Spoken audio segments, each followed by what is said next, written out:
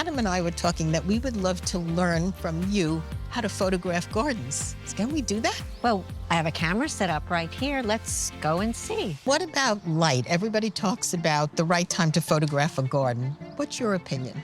Well, dawn, sunset, and a light overcast is good.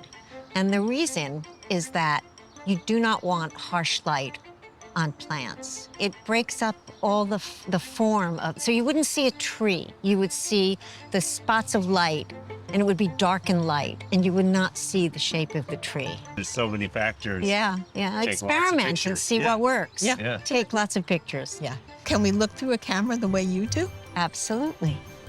Right. Tripods.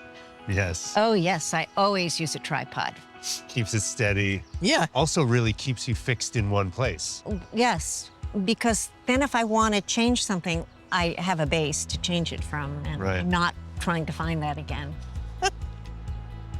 Oh, wow. Look at your posture. What are you doing with your back?